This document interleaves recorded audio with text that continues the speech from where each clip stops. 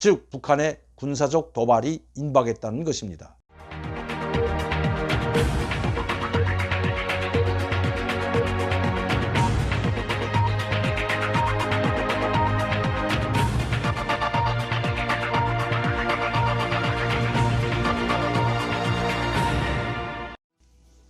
안녕하십니까 여러분, 강명도TV 자유조선을 시작하겠습니다. 북한은 기다렸다는 듯이 우리 한국과 미국을 향해서 맹비난을 퍼붓고 나섰습니다. 저는 얼마 전에 방송을 통해서 여러분들께 말씀드린 적이 있습니다. 이제 북한은 도발 행위를 할 것이라고 했습니다. 그리고 그 모든 책임을 미국과 한국에 돌리기 위한 그 구실을 찾을 것이라고 했습니다. 그런데 그 구실을 제대로 찾은 것 같습니다. 이번에 탈북자 단체에서 살포한 삐라 문제를 또다시 걸고 늘어졌습니다. 그것도 김여정이 직접 또다시 담화문을 발표하는 식으로 김정은을 대신해서 한국을 압박하는 대남 성명을 발표했기 때문입니다. 이 김여정은 당장의 부부장이지만 이병철 당장의 정치국 상무위원이나 통전부장인 이 김용철보다도 무게감에 있어서는 훨씬 뛰어넘는 인물입니다. 왜냐하면 바로 김여정은 김정은의 입이라고 할 수 있기 때문입니다. 김정은이가 할 수 있는 말을 대신해서 했던 것이 지금까지 행태를 보면 바로 김여정이기 때문입니다. 그것이 국제적으로 또 한국에서 반발이 일어나게 되면 슬쩍 김정은이 그것을 수습하는 것처럼 문재인 대통령의 편지를 보낸다든지 아니면 친필 지시를 내린다든지 아니면 말씀을 내린다든지 하는 식으로 올버부려왔던 것도 사실이기 때문입니다. 다시 말씀드리면 김정은이 직접적인 지시에 의해서 이런 일이 벌어지고 김정은이가 직접 이야기한다면 뒷수습할 마지막 선이 남지 않기 때문입니다. 2015년 8월에 있었던 목함지뢰 사건이 그 교훈으로 되겠습니다. 북한에 심어놓은 목함지뢰로 말미암아 중상을 당하자 우리 국방부와 그리고 청와대는 그리고 박근혜 대통령은 북한을 웅징하려고 했습니다.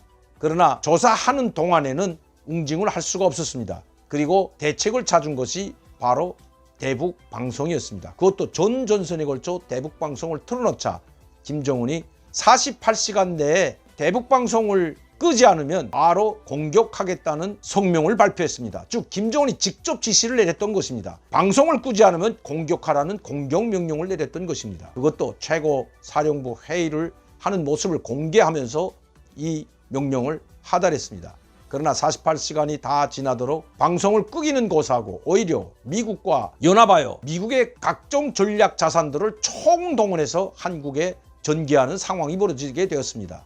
바빠맞은 김정은은 황병서와 김양건을 판문점으로 내려보내 결국 우리한테 무릎을 꿇고 사과하지 않으면 안 되었고 이로 인해 김정은은 엄청난 타격을 입게 되었습니다. 즉 최고사령관 명령으로 그것도 국가 원수이며 최고사령관 신적인 존재라고 불려지던 김정은이 명령이 하루아침에 휴지 조각처럼 쓸모없는 명령이 되었기 때문입니다. 김관진 전 안보실장 앞에서 한 번만 살려달라고 애걸했던 황병서도 우리는 기억하고 있습니다. 이렇게 되자 김정은의 위신은 땅바닥에 떨어졌을 뿐만 아니라 그의 권위가 추락한 것은 자명한 일입니다. 이렇게 되자 이 일을 주도했던 황병서는 숙청됐고 김양건은 차사고로 위장한 암살을 당하기까지 했던 것입니다. 그래서 김정은은 그 이후부터는 자기가 직접 나서지 않고 자기 대신 김여정을 내세우고 그 이후에 김정은 자신이 그것을 뒷수습하는 듯한 모습을 보여주고 나였습니다. 자, 제가 말씀드리자는 것은 이번에 또다시 김여정이 전면에 나섰습니다.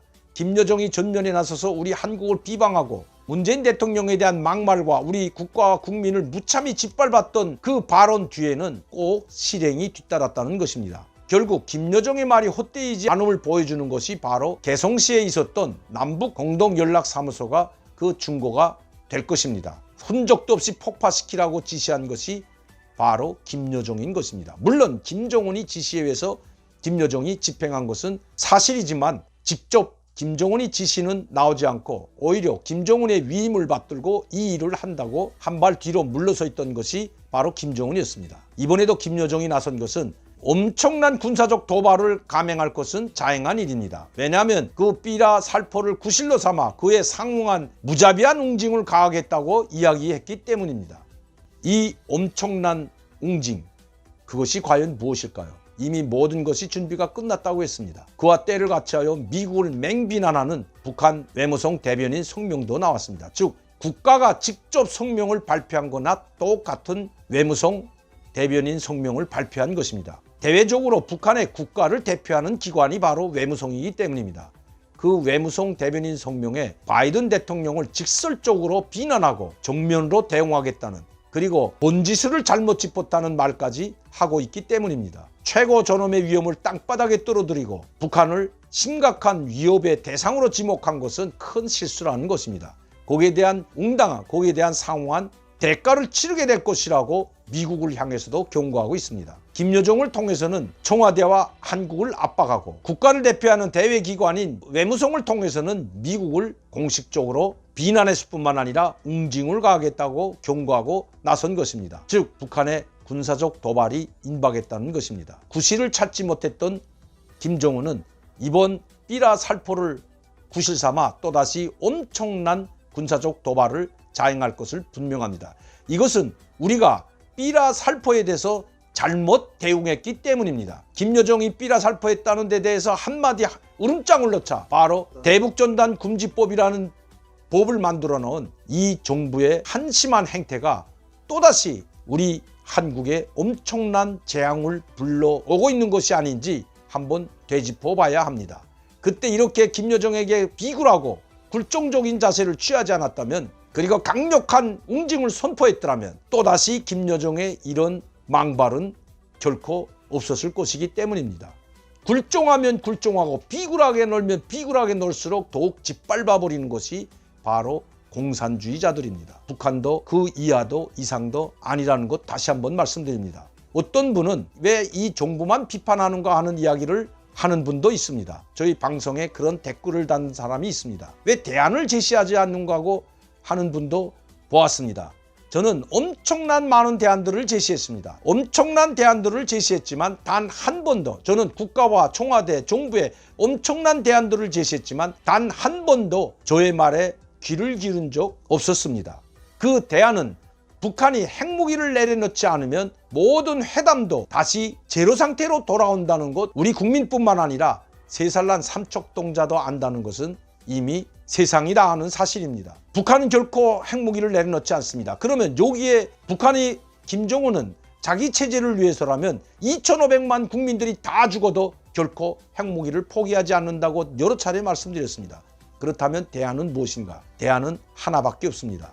김정은 독재자를 보고 갈 것이 아니라 2,500만 북한 주민을 상대로 정책을 실시한다면 그것이 바로 대안이 될 것이라는 것입니다. 김정은을 살려줄 것이 아니라 불쌍하고 굶어 죽어가고 있는 같은 민족인 2,500만 북한 주민을 보고 가야 한다는 것입니다. 그러면 거기에 답이 나옵니다.